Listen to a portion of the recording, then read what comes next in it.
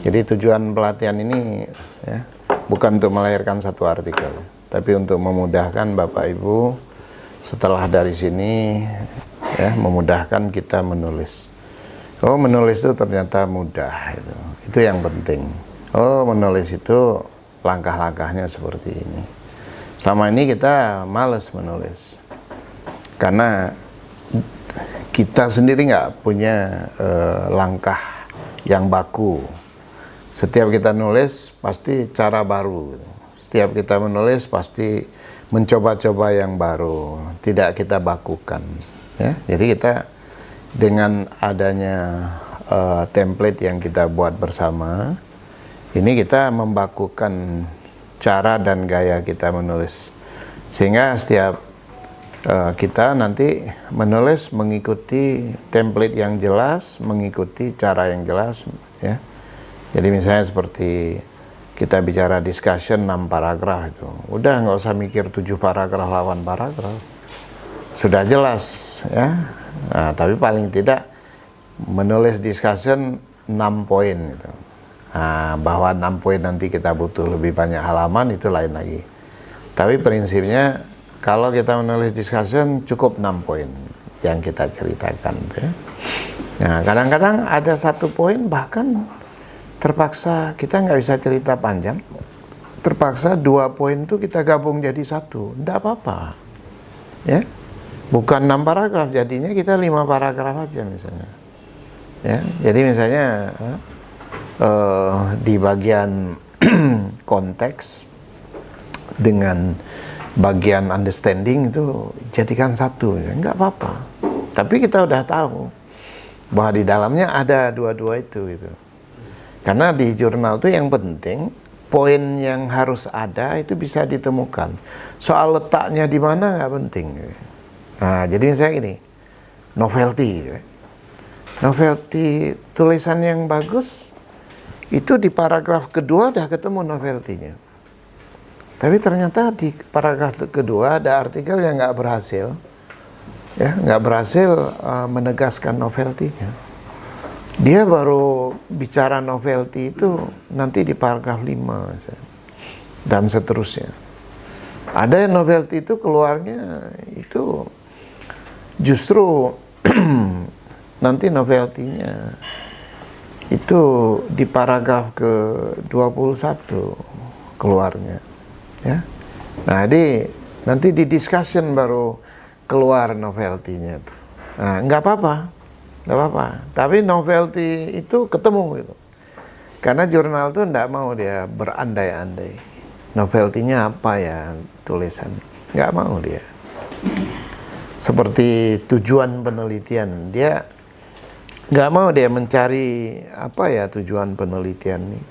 Apa ya bagusnya tulisan? Dia nggak mau cari. Kita yang harus bilang tulisan ini bagusnya di mana.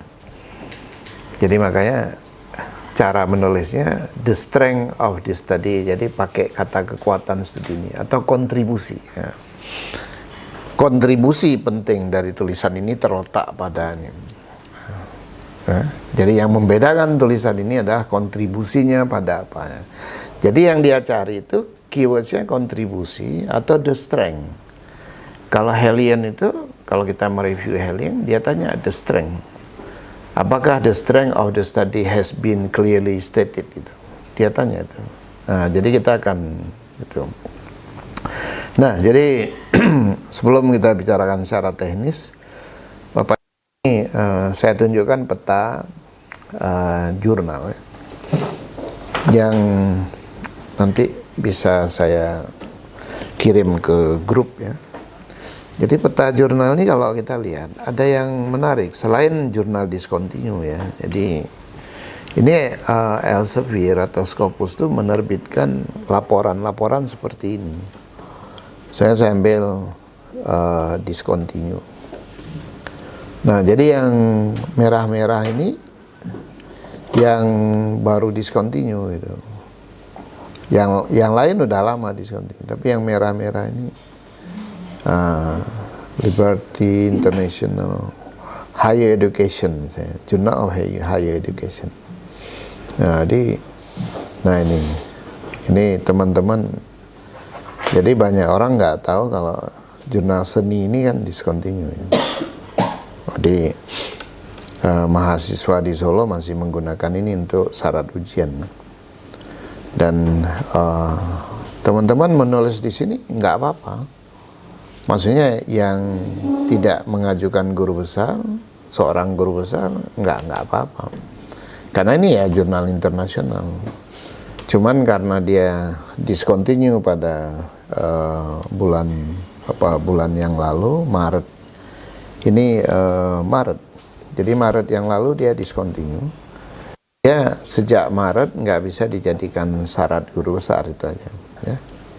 Jurnal sebagai jurnal internasional masih jurnal internasional dan kita masih dapat nilai. Jurnal internasional dapat, tapi tidak bereputasi, ya, dan tidak bisa menjadi syarat karena dia discontinue, tidak menjadi bisa menggugurkan syarat. Nah, jadi kalau kita bisa membuka ini yang secara berkala, nah seperti ini, educational administration ini banyak sekali orang Indonesia nulis di sini nih, discontinue dia. Nah, jadi sebenarnya salah satu cara mudah untuk menghindari discontinue, lihat aja kalau udah orang Indonesia berduyun-duyun ke sana itu akan discontinue. Jadi nggak usah melu-melu. Oh berduyun-duyun nih, tetangga kita semua nulis ke situ gitu ya. Seperti yang jurnal ini misalnya. Wah ini kok udah rame-rame ya. Kita tunggu aja, udah gupak orang Indonesia. Discontinue dia. Ya. Jadi ada, saya memperhatikan misalnya ada jurnal yang saya nulis tuh. Saya nulis ke sebuah jurnal, saya termasuk seperti orang yang pertama nulis ke jurnal itu. Jadi ternyata diikutin tuh. Nulis. Terus setahun kemudian discontinue jurnal tuh. Ini orang Indonesia ini suka ikut-ikut ya. Satu bikin pisang molen, satu kota bikin pisang molen. Ya, habis itu rontok semua. Sekarang nyari pisang molen di Jogja nggak ketemu lagi. Gitu. Paling ada 1-2 tempat. Kenapa? Ya rugi semua. Nah itu orang Indonesia gitu. Tangganya bikin pisang molen, dia imitasi ya. Nah, apalagi itulah saya dulu sering menyebut ekonomi pisang molen. Jadi ketergantungannya tinggi sekali. Nggak inovatif gitu ya. Nah, sehingga rontoknya rontok semua gitu. Orang jenuh kan, kok tiap hari makan pisang molen, udah jenuh itu. Akhirnya nggak laku lagi, hilang pisang molen. Sampai nanti ketemu ada yang bikin yang lain. Ya, nasi kebuli, penuh nasi kebuli. Ya.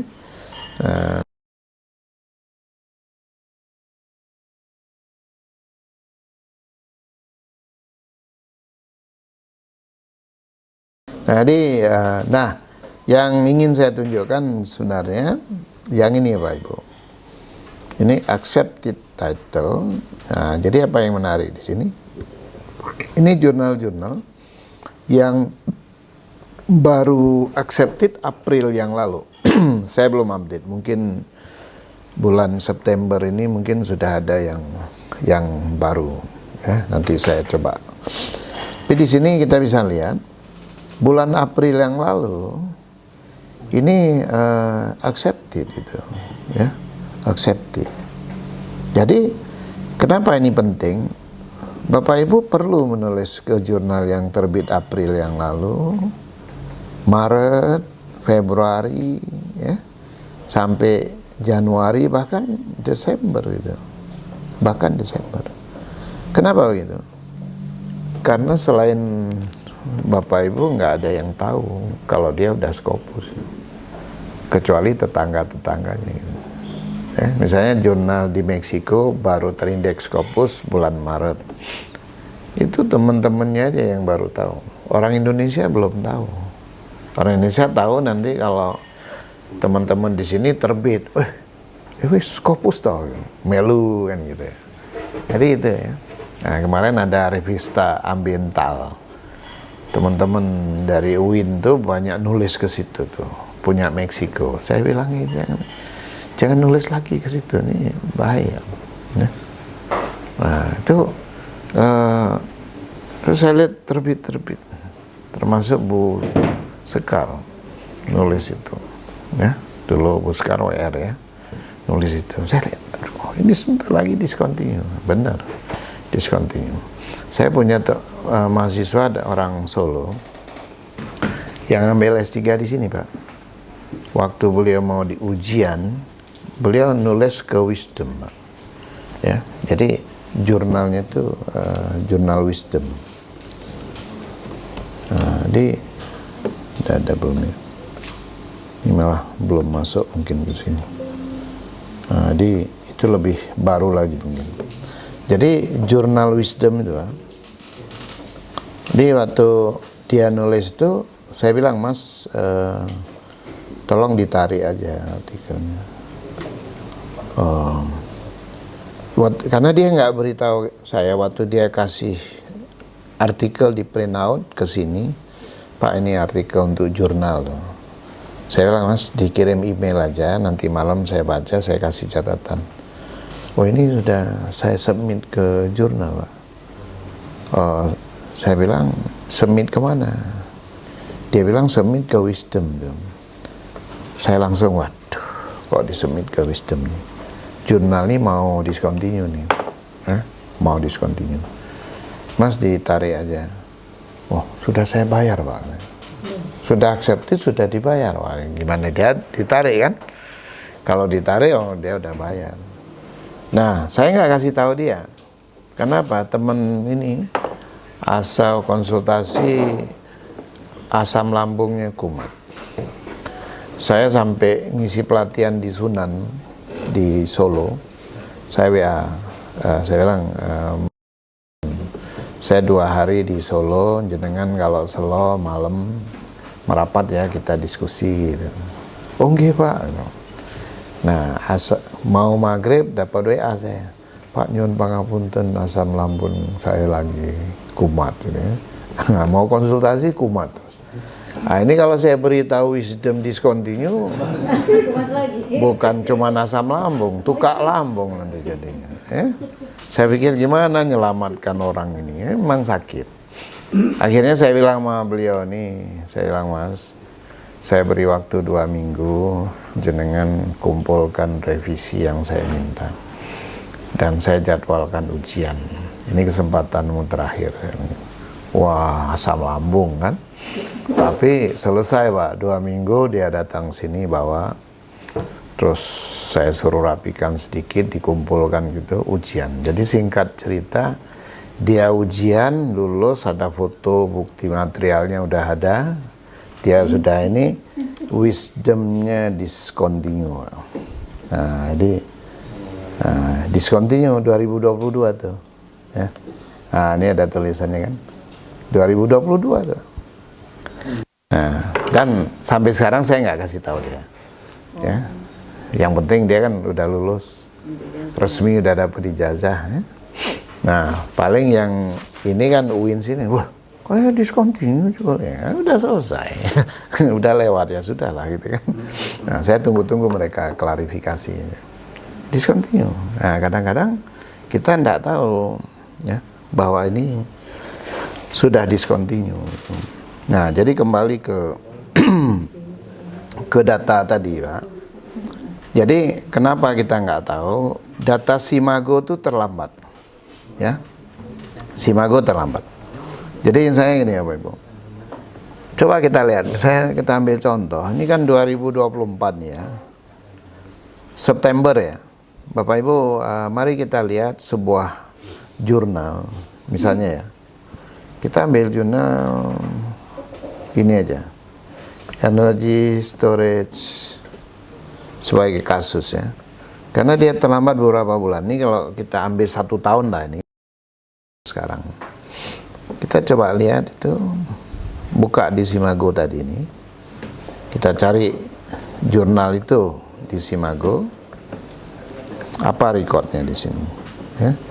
Nah, ini kalau kita cari gini, apa dia bilang, nggak ada ya. Nah, kenapa nggak ada? Karena Simago ini terlambat 1 tahun, Pak. Apalagi yang terbit 2024. Nah, kalau Bapak Ibu nulis ke jurnal ini, saingannya nggak ada. Orang lain nggak tahu. Karena belum ada di database. Dan tidak semua orang bisa mendapatkan data seperti ini. Ya, yang bisa mendapatkan data seperti ini memang orang yang mendalami urusan ini kan. Kalau dosen secara umum kan dia nggak tahu gimana dapat data ini. Nah, secara umum, secara internasional bahkan orang yang punya data di sini. Jadi dicari di sini nggak ada. Ya? Oh, belum Scopus kan gitu. Nah, ternyata kalau dilihat dari pangkalan, jadi ini punya Simago, yang ini punya Scopus. Ini dapurnya Scopus. Dapurnya. Nah, jadi saya sarankan teman-teman paling enggak nulislah ke jurnal yang terbit setahun terakhir. Ya, karena data tadi setahun terlambat. Nah, jadi kita lihat jurnal seni ada nggak itu, ya? Nah, misalnya itu artificial intelligence. Nah, jadi jenengan Mas bisa nulis ke sini Mas, ya, misalnya. Karena ini kalau kita cek di Simago mungkin belum keluar ya. Nah, ini kita lihat lagi.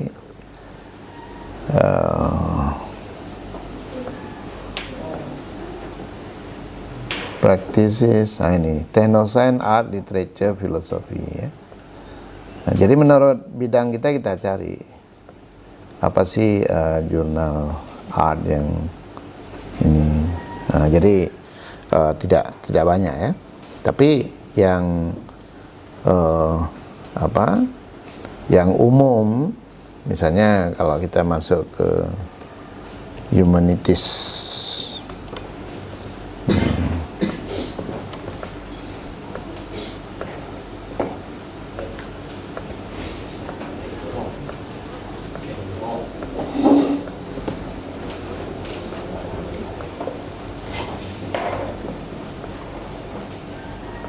Ya, humanities juga nggak ada. Nah, jadi kita harus rajin memang untuk melihat apa nih yang baru terbit gitu ya. Kita cek itu untuk menemukan jurnal apa yang mungkin ya, kita cek gitu ya, linguistik, logistik, communication, psikologi, bahkan ada jurnal khusus judulnya COVID ini. Padahal COVID-19 ya, dia berharap berarti nanti akan ada COVID lagi nih, ya. Justice. Nah, jadi ini tadi. Nah, nanti misalnya seperti ini, yurisdiksi. Ini Malang, Pak. Ya, baru nih. Malang. Jadi kita nulis ke sini baru April kemarin nih. Dia belum banyak ini. Saya punya contoh waktu itu jurnal Psikohumaniora. Psikohumaniora itu punya UIN Wali Songo. Nah, jadi Fakultas Syariah,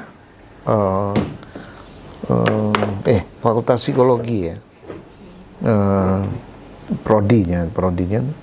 Jadi saya diberitahu, kebetulan saya ngajar online untuk metodologi di Wali Songo tuh, ada teman yang beritahu, dia bilang, Prof, kami jurnalnya hampir Scopus loh. Jurnal apa? Dia kirim linknya tuh. Saya periksa, ternyata memang 1 titik lagi tuh. Tinggal 1 titik lagi Scopus. Kalau udah begitu, ini sudah besar harapan. Saya telepon teman dari Solo. Saya bilang, Mas, kalau mau nulis sekarang saatnya itu. Teman-temannya dari pendidikan tuh. Yuk kita nulis, jadi psikologi pendidikan tuh. Konseling dan nulislah. Dia suami istri, terus saya nulis, temen kirim ke sana, langsung terbit dong. Begitu artikelnya terbit, Scopusnya turun. Scopus yang pertama gitu. Nah, terus suatu hari saya ke Malang. Waktu balik dari Malang, masuk rest area ini ke masjid. Kami keluar sholat maghrib masjid, editor in chiefnya baru mau masuk, ketemu gitu, dari Surabaya. Terus saya bilang, Mas, gimana jurnalnya gitu kan? Wah, sekarang ini artikelnya udah ratusan. Karena dulu Pak, jurnal dia itu ngemis-ngemis kasarnya gitu ya. Nulislah, jaluk tulisanmu. Ini harap terbit, nggak punya ini. Ini ada di UIN Sukani, Mas Saifuddin Zuri, editor in chiefnya itu. Saya tanya, kok belum terbit? Ya Pak, kurang satu Pak artikelnya. Loh, nggak ada artikel. Ya ada sih beberapa, tapi nggak bagus. Pingin nunggu satu lagi artikel bagus. Padahal ini sebentar lagi dia ngajukan Scopus tuh. Jadi sebelum Scopus dia sampai, saya bilang, saya nulis, enggak bisa Pak, Bapak kan ini di situ. Saya termasuk boardnya, nama saya ada di dalam, jadi nggak boleh nulis. Orang dalam kan nggak boleh nulis. Saya bilang, saya tulis satu, biar ini. Nggak bisa Pak. Nunggu, sampai gitu. Tapi kalau kejadian ini nanti dia Scopus, langsung banjir Pak. Nah itu maksud saya. Jadi kita harus ngintip. Ya, kalau kita mau mudah terbit itu kita intip tuh. Kita intip. Wah, ini udah Scopus deh. Ini ada bidang-bidang hukum, misalnya JIL, Journal of Islamic Law Pontianak tuh. Kan dia kuliah di sini. Kuliah di Jogja. Waktu dia ujian disertasi, wisuda lah. Terus mau pulang, saya panggil ke sini. Mas Lutfi ke studio ini kasih pandangan menurut pengelola jurnal itu sebenarnya artikel itu seperti apa sih. Saya suruh dia duduk sini, suruh kasih pandangan ya. Mas Nastain sempat ketemu enggak Mas Lutfi yang ya? Nah itu kasih pandangan nah jadi gimana sudut pandang seorang editor in chief jurnal melihat tulisan kurangnya apa, harapan dia apa, supaya kita kalau nulis tuh tahu gitu kan, atau nulis tuh di pikiran kita ini ekspektasi dari jurnal seperti apa tuh. Nah itu banyak tuh kawan-kawan dan dia minta artikel ya, minta artikel. Jadi hari ini di Indonesia artikel-artikel bidang hukum itu kekurangan karena ada 50-an jurnal yang rebutan artikel bidang hukum. Temennya Mas Nastain juga satu di Salatiga itu juga ya, dia juga mengelola editor in chief jurnal ya. Belum jadi ke sini ya Mas Huda ya, Al Huda namanya. Kita panggil Gus Huda itu hukum juga. Jember juga. Kalau Jember itu human right, jadi banyak sekali jurnal hukum. Nah, jadi bisa juga pelanggaran hukum dalam seni dan sebagainya. Dia ada aspek pelanggaran hukumnya bisa masuk, atau pelanggaran etika dalam penggunaan artificial intelligence, seperti itu. Itu akan diapresiasi. Nah, baik Bapak Ibu, kita kembali ke kontrol template kita ya. Jadi balik ke template semula. Ini dah dikirim ke Mbak Mirna. Jadi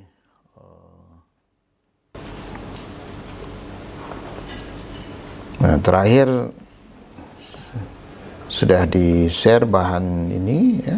Ini yang di situ tak campur-campur itu.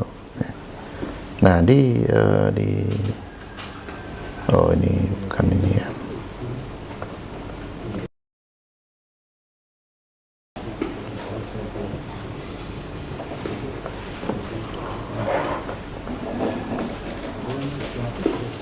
Ya, jadi ini kita udah bicara tentang risal kemarin dan discussion ya. Jadi Bapak Ibu, risal dan discussion itu dua hal yang nggak bisa dipisahkan ya. Jadi nanti membacanya juga harus dibaca bersama ya. Jadi risal dan discussion itu harus dibaca bersama. Nah, waktu saya bicara outline ini, saya sudah menyebutkan bahwa introduction itu ya, harus berhubungan langsung dengan judul ya. Nah, jadi kemarin saya sudah bicarakan bahwa introduction itu cukup ditulis ya, kalau mau kita ini ya. Nah, jadi introduction ini cukup ditulis 4 paragraf ya. Jadi kalau kita menulis introduction cukup 4 paragraf. Cuman kita perlu tahu dulu bahwa introduction ini tujuannya itu, jadi menulis introduction ada tujuannya ya. Jadi untuk menegaskan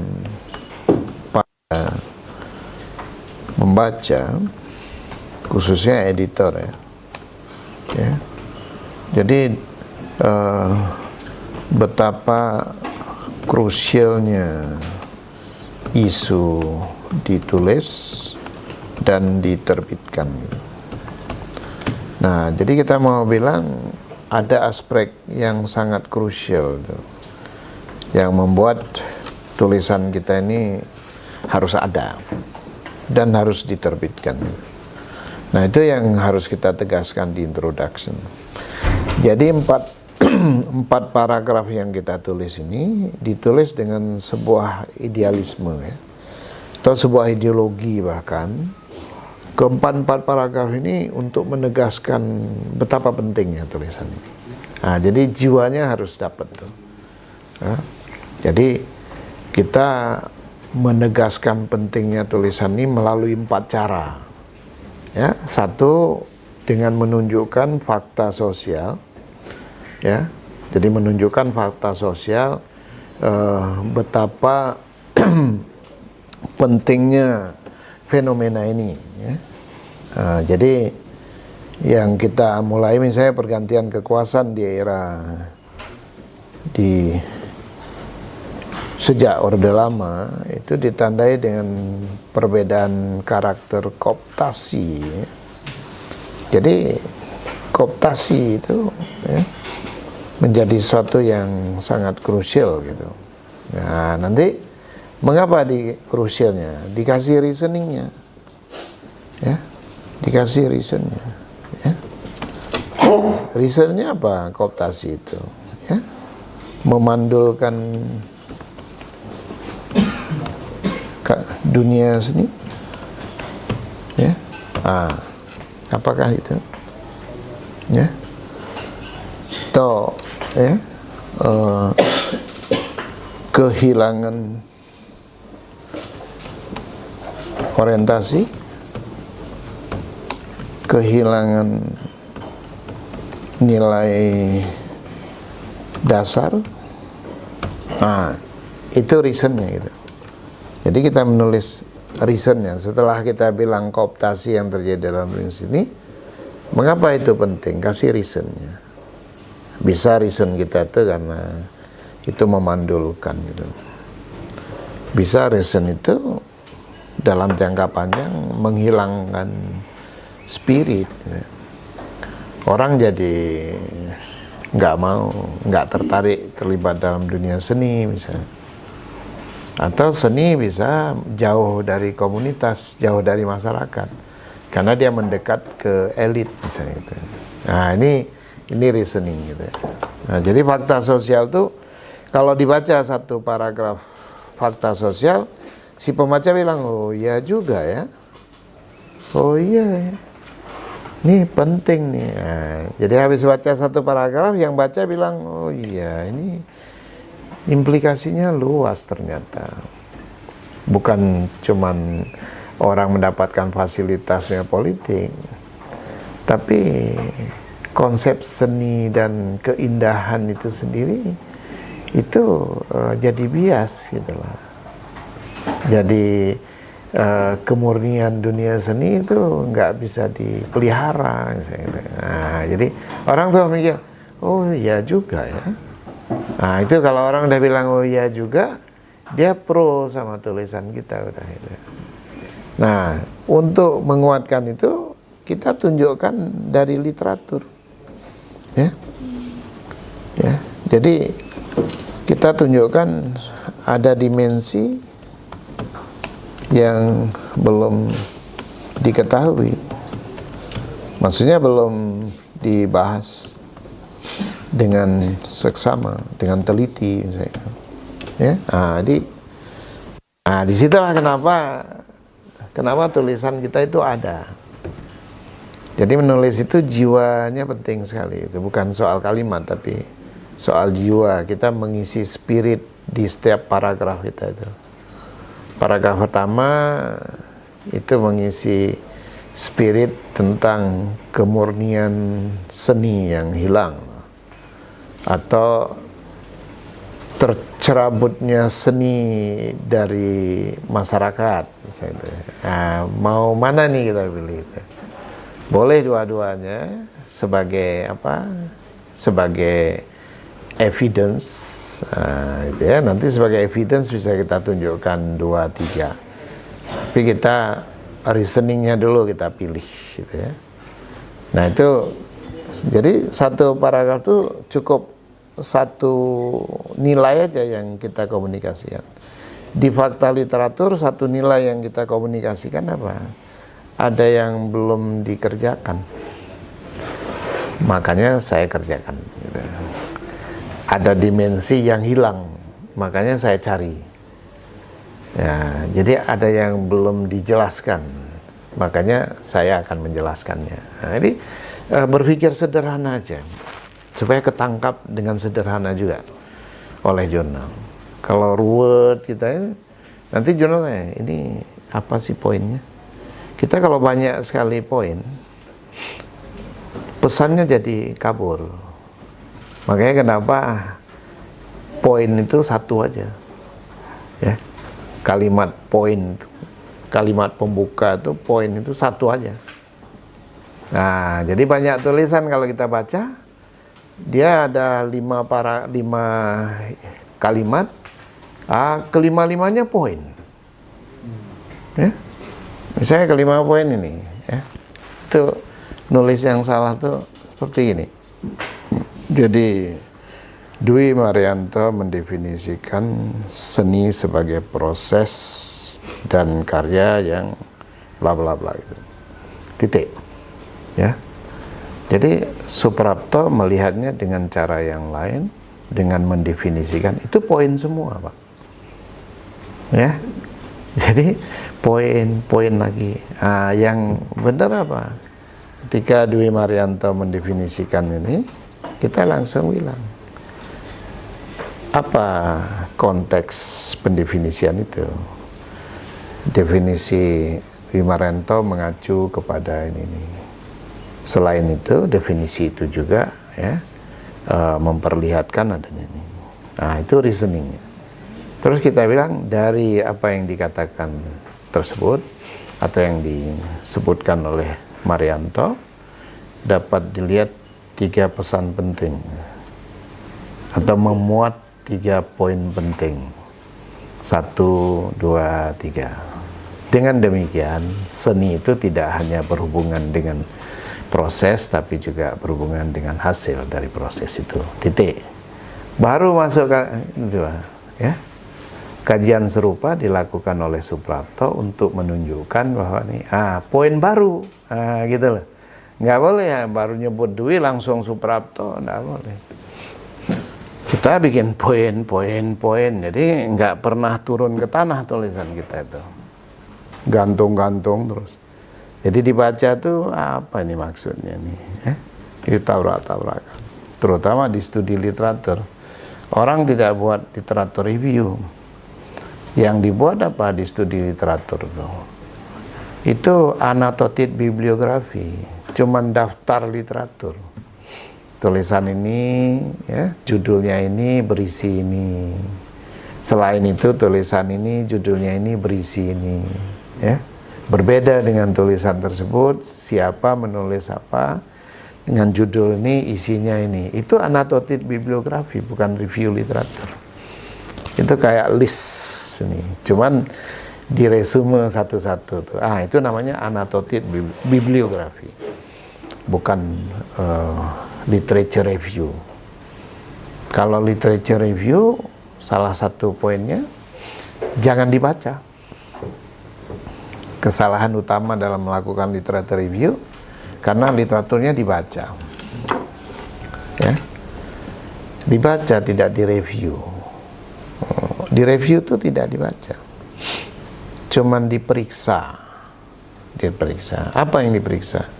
Yang diperiksa cuman 5 perkara, ya. Jadi kalau kita lihat artikel, yang pertama kita periksa judul, dan bikinlah catatan atas kecurigaan kita dari membaca judul. Begitu, wah ini pas, ini tulisan ini arahnya, nah, kasusnya apa, bikin catatan. Baca judul. Yang kedua dibaca abstraknya. Begitu dibaca abstrak, kecurigaan kita tentang judul tuh nambah nggak? Gitu. Judul mengkonfirmasi abstrak atau tidak. Nah, setelah kita baca, bikin catatan. Selalu bikin catatan-catatan yang karena kita mau ngecek 10, 15, 20 artikel. Jadi bikin catatan, nanti kita lupa. Yang ketiga yang kita cek apa? Sub-sub judul yang ada dalam artikel, kan? Ada judul, ada introduction, ada sub-subnya. Sub-subnya ketemu apa kita? Konsep-konsep. Ketemu konsep-konsep penting yang dipakai di dalam sub-sub judul itu merupakan abstraksi dari data, dari informasi yang dia masukkan. Nah, kita cukup melacaknya lewat kata kuncinya. Kata kunci yang dipakai di sub-sub judul itu. Ya? Nah, yang keempat yang kita periksa apa? Kutipan-kutipan penting. Seorang ahli menulis artikel, dia mengutip pandangan seseorang, kita nggak usah tanya lagi. Berarti yang dia kutip itu penting itu. Ya? Seorang penting mengutip orang penting, kita nggak usah tanya lagi. Itu berarti itu satu yang penting. Diikutin aja. Gimana pentingnya tuh? Kita ambil tuh. Ambil. Yang terakhir kesimpulan. Cek kesimpulan. Apakah mengkonklud, ya, apa kecurigaan kita tadi? Catatan tuh kita bikin 1 menit, Pak. Baca judul ndak ada 1 menit. Baca abstrak 1 menit bikin catatan. Ya. Sub-sub judul 1 menit ya. Kita scanning. Temu dia pakai konsep kontestasi ya. So, ini kok seni ada hubungan dengan psikologi dia masukkan. Terus kita cek. Nah, setelah itu kita cek kutipan-kutipan yang 1 spasi itu. Cek, bikin catatan 1 menit. Simpulan 1 menit, 5 menit. 50 menit kita udah mereview 10 artikel. 50 menit. Kalau saya bisa melakukannya 3 menit. 1 artikel. Ya. Anak-anak ini 5 menit bisa melakukannya. Nah, itu namanya review literatur. Ya. Nah, jadi jangan dibaca. Makanya kalau mahasiswa kita suruh, tolong nih direview 30 artikel gitu. Dia langsung teriak semua. Kayak loh kenapa? Minggu depan dikumpulkan. Begitu saya bilang minggu depan dikumpulkan, loh kenapa sih? Banyak, Pak. Loh, ini butuh waktu berapa lama? 1 bulan, Pak. Kalau S3 1 semester minta. Kalau S2 1 bulan. Nah, saya telepon lah S1 saya ini di dalam kelas. Telepon Mbak Mirna, nggak ngangkat, telepon Mbak Ila. Mbak Ila sekarang lagi cuti deh. Telepon, Ila, Assalamualaikum bro. Ila, saya punya 30 artikel nih, kalau tolong Ila review, butuh waktu berapa lama Ila? Dia bilang gini, hari ini kebetulan Ila kosong bro. Kalau dikirim sekarang ke Ila, ya nanti sore Ila. Oke. Jadi berapa lama tuh Ila? Ya kira-kira 5-6 jam. 5-6 jam dia bisa mereview 1000 kata. 1000 kata reviewnya dengan membaca 30, dengan tadi ya, memeriksa 30 artikel, bisa. Nah, jadi mahasiswa S2 saya diem. Ini bukan saya loh yang bilang, ini mahasiswa S1. Nah, jadi S1 6 jam, S2 1 bulan, S3 6 bulan. Ini kemampuan reviewnya gitu. Tapi kesalahannya di mana? Karena membaca memang nggak selesai, ya. Makanya jangan dibaca. Ya. Nah, jadi ya Pak Ibu, 4 paragraf itu sama, yang tujuan juga gitu. Tujuan penting sekali, ya. Kita menyatakan, ya, misalnya ada sesuatu yang, nah, jadi kadang-kadang kita ini ya, jadi kita membahasakan misalnya ini, tujuan tulisan ini melengkapi kekurangan dari studi terdahulu yang mengabaikan, apa yang diabaikan atau yang tidak memperhatikan apa, ya. Jadi misalnya mengabaikan dimensi apa di situ, ya. Jadi misalnya dimensi kritikal dari adanya praktek, saya itu ya, mengabaikan perspektif komunitas dalam menilai keberadaan, ya, seni, ya. Jadi bagus sekali kalau kita bisa eksplisit mengatakan apa yang kita lengkapi atau apa yang kita tambahkan. Kalau yang paling keras itu, ya, jadi kita bilang tujuan tulisan, kita bilang meluruskan kesalahpahaman yang selama ini terjadi, yang menganggap bahwa agama berkontribusi bagi lahirnya radikalisme. Nah, jadi itu kalimat pertamanya gitu. Jadi langsung orang baca langsung tahu pentingnya tulisan kita di mana itu. Karena dia punya tujuan. Nah, baru nanti kita rumuskan lebih lengkap, ya. Jadi setelah dikasih reasoning mengapa, ya, mengapa itu penting, ya. Nah, jadi di plus 2 reasoning, ya, mengapa itu penting, baru kita bilang sejalan dengan itu 3 pertanyaan dijawab dalam tulisan ini. Nah, apa itu? 1, ya, bisa nulis yang 1 gini, ya, bisa nulis 2, ya. Nah, bisa juga kita nulis pertama, kedua, ya, ketiga, bisa juga. Baru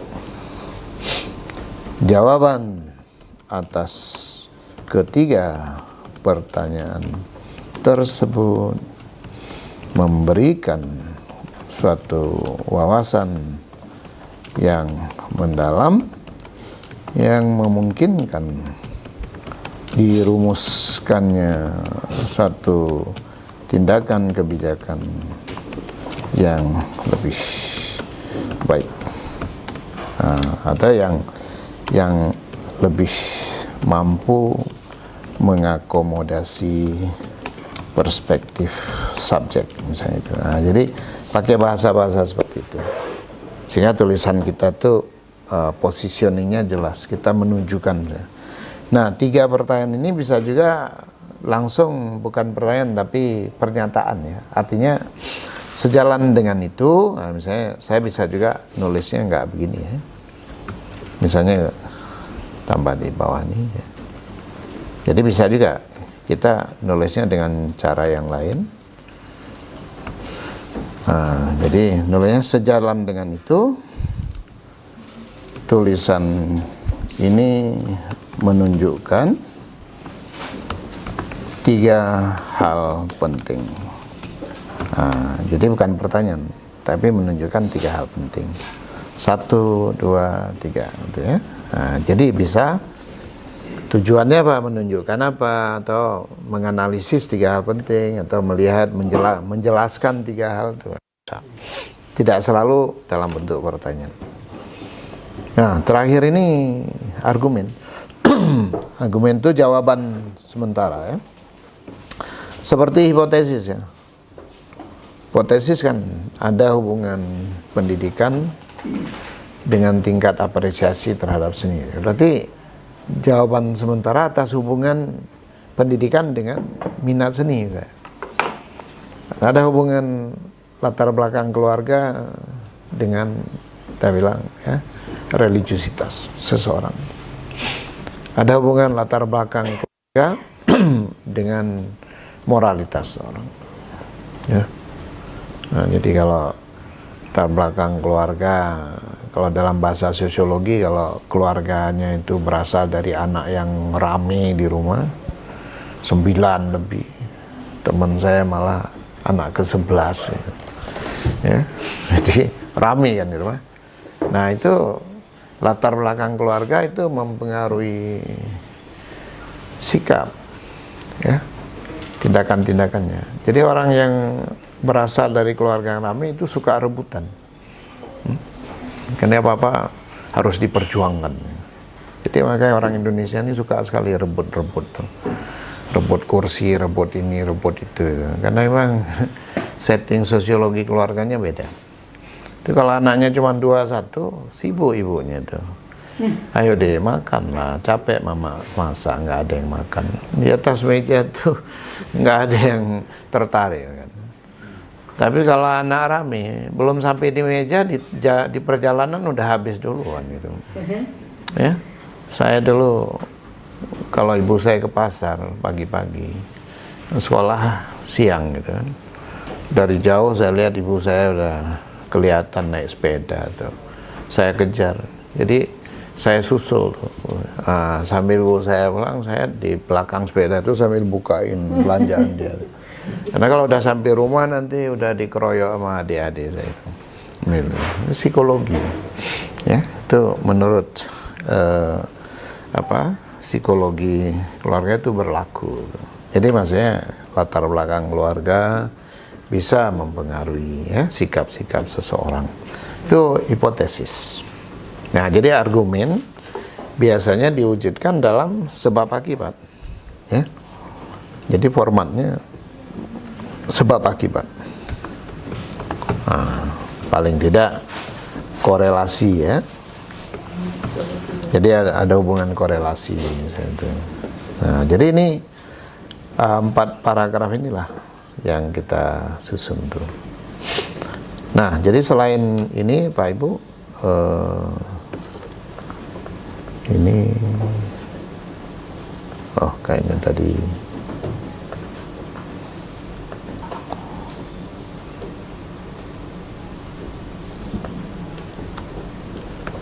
biar enggak salah itu ya. Jadi selain ini saya tadi udah membuat tadi pagi, saya ndelik tadi pagi buat ini, buat jadi ini Bapak Ibu, aplikasinya gini, gitu, introduction ya, fakta sosialnya diaplikasikan, koeksistensi arsitektur modern dan tradisional di Indonesia, merupakan merupakan isu yang penting baik secara akademis maupun praktis. Ini introduction yang saya buat untuk artikel kami yang ini saya ngirim artikel ini ke Bu Nur. Nah, ini Bu Nur ngirim foto nih. Dia mengusulkan supaya foto ini ditambahkan ke artikel yang sedang kami tulis. Ini merah-merah nih dari Bu Nur nih. Ya. Nah, ini merah-merah nih Bu Nur yang nambah ini. Bu Nur yang ini. Dari artikel, nah ini kita kirim, jadi saya lelang artikel. Jadi udah tulis sama Bang Deddy, kirim ke Bu Eni. Bu Eni nambahin sesuatu, terakhir kirim ke Bu Nur. Ya. Nah, ini masih ada XX ini, artinya ini kirim ke seseorang yang mau memfinalisasi artikel. Akan dikirim ke European Open Research Journal, nama jurnalnya European Open Research. Saya menemukan, jadi saya menulis ini teman-teman, ini kan bukan topik saya nih. Saya ini antropolog, bukan topik saya. Tapi saya menulis ini karena saya menemukan jurnal. Saya nggak sengaja buka-buka ketemu Open Research ini, karena saya cari jurnal Open Society, Open Library. Ketemu Open Research, saya buka deh. Saya buka, saya lihat, ini kok template-nya mudah, sama dengan template kita gitu. Saya panggil Bang Deddy, yuk kita nulis satu lagi.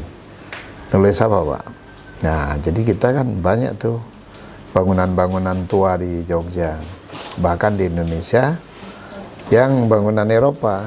Nah, tapi kita tunjuk, kan banyak argumen kalau masuknya budaya baru itu ngalahkan budaya tradisional. Kita menunjukkan bahwa masuknya itu justru menjadi koeksistensi, bahkan saling pinjam.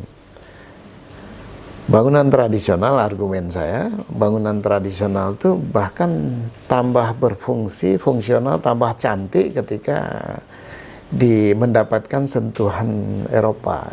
Nah, jadi inilah kita tunjukkan. Nah, nulis ini. Nah, jadi ini pagi saya finalisasi introduction-nya. Ini, jadi introduction-nya seperti ini. Ya, ini saya ambil judulnya dulu ya, biar tidak ini nanti.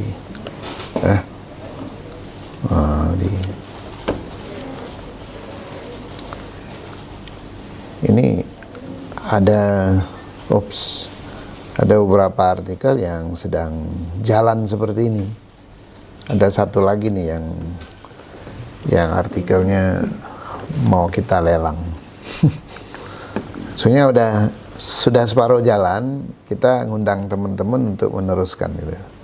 Yuk, ini diteruskan, udah hampir selesai. Nah, di seperti inilah, ya. Nah, jadi fakta sosial, fakta literatur, tujuan tulisan, argumen. Nah, nulisnya segini, 498 kata, cukup 500 kata. Nanti kan diedit dikit, jadi 550.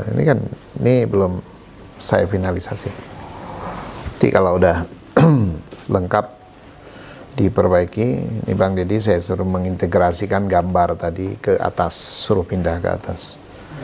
Nah, jadi ini Pak Ibu, ini saya share nanti supaya ada ini, ya, ada contohnya. Nah, ini nulisnya gimana? Ini tadi pagi juga saya coba ini. Gimana cara nulisnya ini?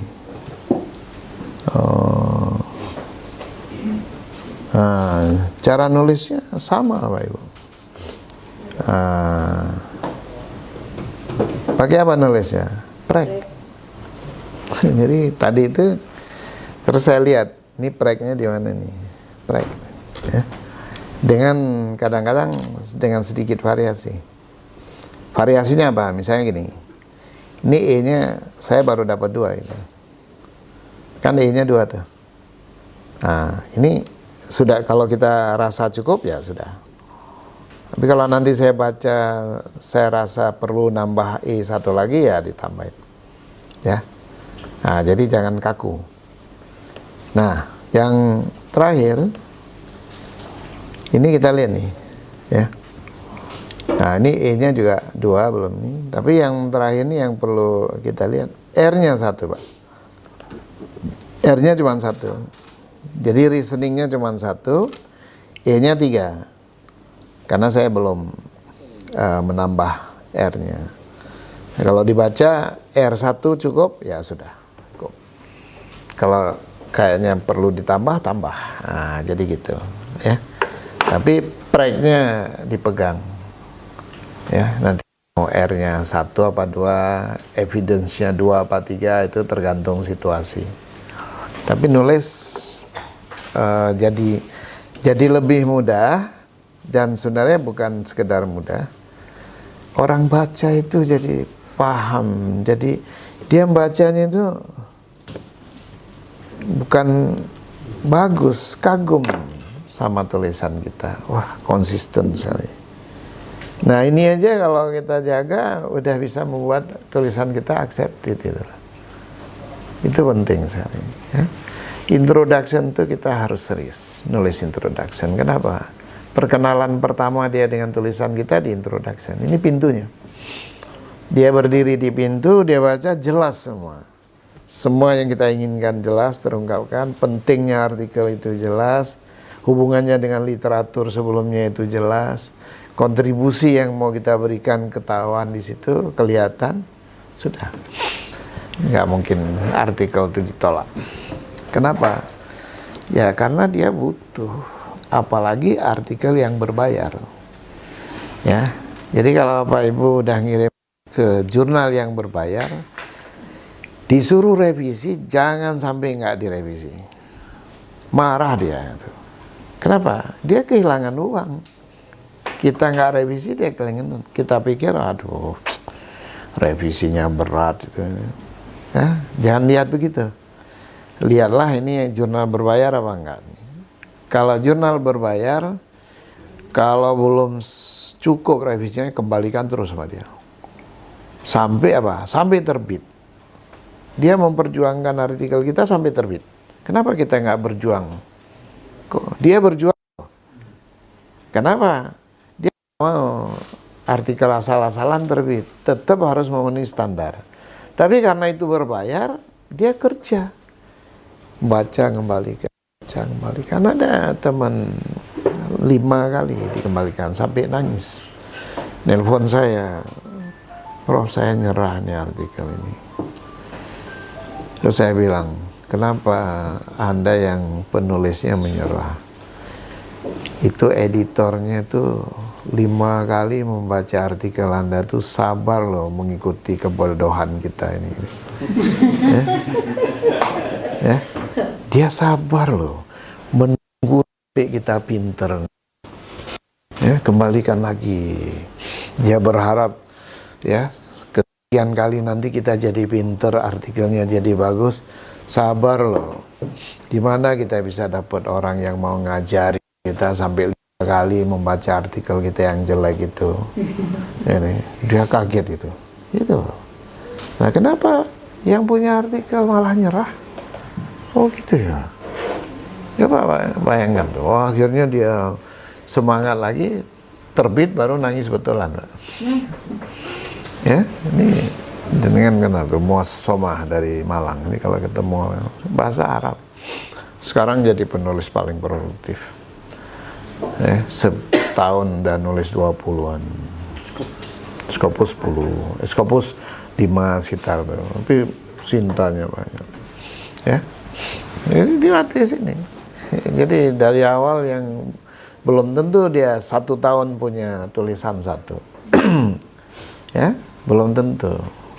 Nah, begitu 2019 saya latih, langsung nulis. 2020 udah 18 tulis. Sekarang udah jadi guru besar. Bahkan reviewer sekarang tuh. Karena sangat produktif ya. Jadi dilihat recordnya bagus, produktif. Nah, jadi Bapak Ibu nanti pegangannya ini ya kita share untuk dilihat ya. Jadi prek ini dijadikan fasilitas saja. Maksudnya kalau perlu bisa memudahkan dipakai. Kalau punya cara lain bisa mudah ya nggak apa-apa ya. Tapi menjamin bahwa flow dari tulisan kita itu enak ya. Karena konsep jurnal itu readable. Tulisan harus bisa terbaca dengan baik. Nggak sampai orang berhenti apa sih ini gitu ya. Ya. Nah, jadi harus readable dari atas sampai ke bawah. Walaupun dikasih tabel, dia tulisan harus readable. Jadi cara yang bagus tabelnya coba buang. Kalau tabelnya dibuang terbaca langsung nggak? Nah itu ukurannya. Tapi kalau dibaca kok berhenti, nggak nyambung. Nah itu tidak readable. Karena dia dibatasi tabel gitu. Nah, coba diambil tabel. Oh lancar, nah, pasang tabel nggak apa-apa.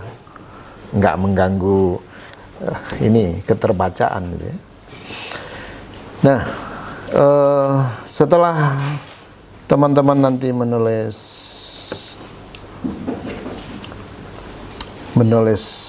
result, jadi introduction. Jadi hari ini teman-teman menulis 4 paragraf introduction. Setelah itu diteruskan ke method ya. Jadi result dan discussion jangan diingat-ingat lagi ya. Dengan segala kelemahannya biar aja lah ya. Itu nanti kita kembali ke sana ya. Nah, besok itu hari Sabtu, itu saatnya kita nyambung semua, saatnya kita baca ulang semua. Yang masih bolong-bolong kita tambal semua. Besok bersama-sama kita tambal, kita poles besok itu. Hari ini dikejar dulu 2 hal, yang satu introduction, yang kedua method. Method seperti yang udah saya jelaskan ya di template itu, cukup 5 perkara ya. Yang satu ini analisis. Nah ini saya berikan contohnya supaya nanti bisa dilihat desain penelitiannya, contohnya seperti apa gitu ya. Sebenarnya cukup 1 paragraf. Ini kadang-kadang saya buat sampai 2 paragraf, tapi enggak perlu. Cukup 1 paragraf ya. 1 paragraf, teknik pengumpulan datanya 1 paragraf, analisis datanya 1 paragraf tuh ya. Nah nanti kalau mau lihat contoh artikel yang tadi saya tunjukkan juga boleh ya, yang dibaca Bu ini tadi ya. Nah ini methodnya ya. Nah, method ini 1 paragraf, 2 paragraf, 3 paragraf, 4 paragraf, 5 paragraf ya. Nah ini juga boleh dilihat dari sini. Ini 5 paragraf. Jadi segini aja Pak Ibu ya, idealnya nulisnya segini. Ini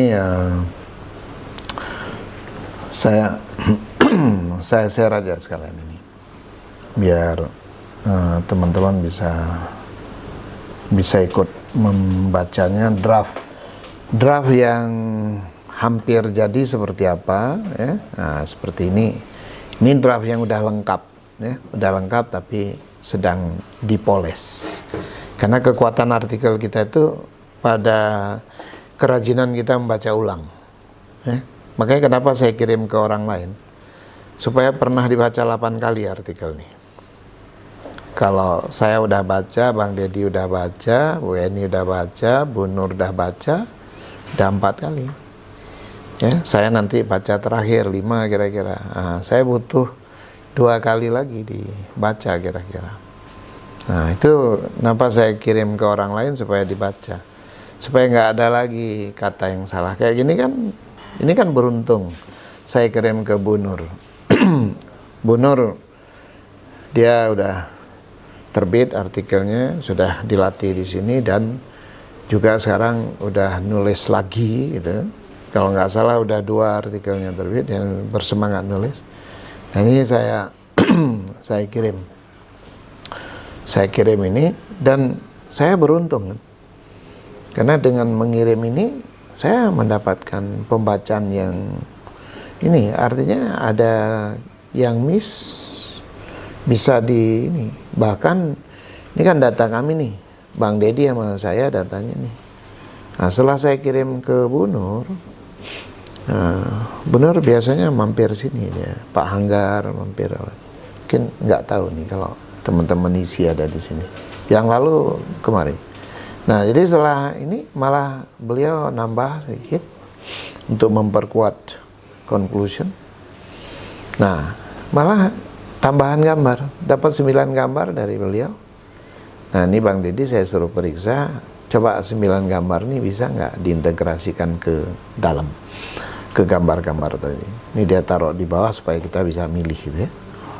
Nah, ini kan beruntung gitu. Maksudnya gini, dengan saya kirim ke orang lain, artikel saya ini menjadi jauh lebih kuat gitu. Kita selalu butuh mata orang lain untuk bisa melihat lebih tajam gitu. Kita kalau penulisnya seringkali nggak bisa lagi melihat ada kekurangan-kekurangan, harus orang lain. Makanya paling bagus, saya selalu mengatakan paling bagus menulis itu berlima, karena berlima itu bukan sekedar karena kita Pancasilais gitu ya, tapi berlima itu kenapa Pak? Kita nulis introduction, terus yang satu nulis literatur review, satu nulis method, satu nulis result, satu discussion, selesai. Seminggu satu artikel. Hari Minggu habis Jumatan atau sore habis asar, yuk kumpul. Minum kopi, ngobrol bareng-bareng, ketawa-ketawa. Nulis apa kita? Ya nulis ini. Nah, siapa yang nulis apa? Dibagi. Tulisan pertama si A penulis pertama, A, B, C, D, E. Udah, kirim ke jurnal, lupakan. Minum kopi lagi, yuk nulis apa lagi. Sekarang si B jadi penulis pertama. Tulisan yang ketiga C sebagai penulis pertama. Tulisan keempat D penulis E. Punya 5 skopusda. Ya, dengan cara itu. Nah, nanti kita ketemu, kumpulkan semua. Nah, masing-masing baca, dirukir. Kita yang nulis introduction, baca literatur review. Yang nulis discussion tadi, baca introduction, rukir. Baca sebentar. Nah, ada revisi. Nah, seminggu. Ya, minggu ya. Mainnya semingguan. Minggu. Jumat depan, kita duduk di tempat yang sama. Ketemu lagi, sih. Nah, besok seminggu lagi dicek, diendapkan. Minggu keempat kita kirim ke penerjemah. Minggu kelima kita udah mulai artikel baru lagi. Ya, terus gitu. Pelan-pelan aja. 1 jam. 1 minggu 1 jam aja kita ketemu. Udah sangat produktif. Ya. Terus bilang, ya nanti kalau ada waktu luang. Nggak bisa, kita nggak punya waktu luang. Kita harus meluangkan waktu menulis, bukan waktu luang. Nggak ada. Siapa sih yang punya waktu luang hari ini? Nggak ada, semua orang sibuk. Kita harus meluangkan waktu supaya kita bisa menulis. Cari peer group yang sebidang, seini. Kita nggak nulis saja, kita sering ngobrol, sering merokok bersama, sering duduk warung kopi, kenapa nggak diteruskan aja gitu loh. Grup yang memang sudah ada gitu kan.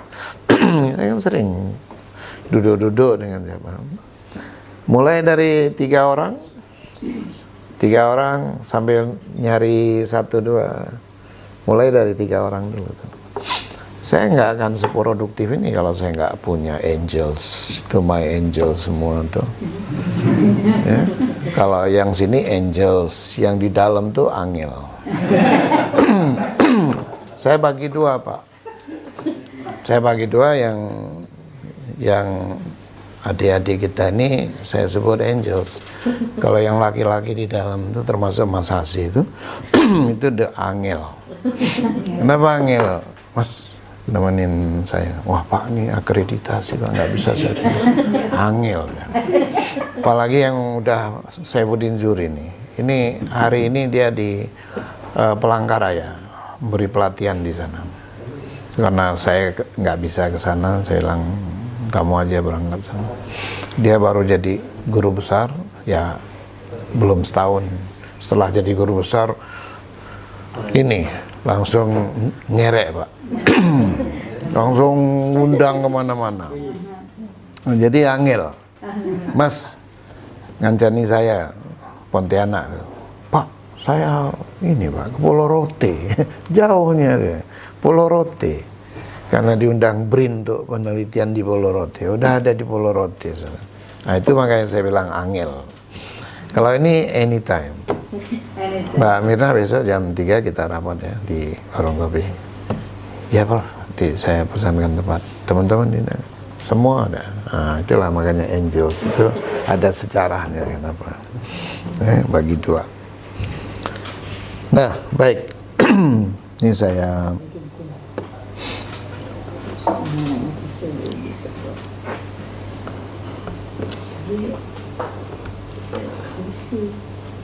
Oke. Ini kita kirim ke Bapak Ibu ya untuk dilihat-lihat ya. Jadi ini apa adanya saya kirim biar kita bisa lihat nih. Ya, jadi agendanya 2 ya Pak. Mulai dari introduction dulu biar nyaman. Introduction selesaikan dulu. Nanti sore kalau Bapak Ibu sudah selesai introductionnya, nanti dapat bonus Pak. Ya. Bonus tuh karena nanti Mbak Mirna dan kawan-kawan akan kasih literatur reviewnya pada Bapak. Jadi nanti literatur reviewnya diberikan oleh Mbak Mirna dan kawan-kawan. Nah, jadi kalau introduction selesai digandeng literatur review, nanti Bapak Ibu tambah method, nanti malam tulisannya udah seperti kereta api udah. Sudah nyambung ya. Besok materi kita tinggal conclusion ya, sama abstrak sudah ya, jadi sudah selesai. Nah, jadi kunci selesainya ya hari ini, metodenya selesai, selesai.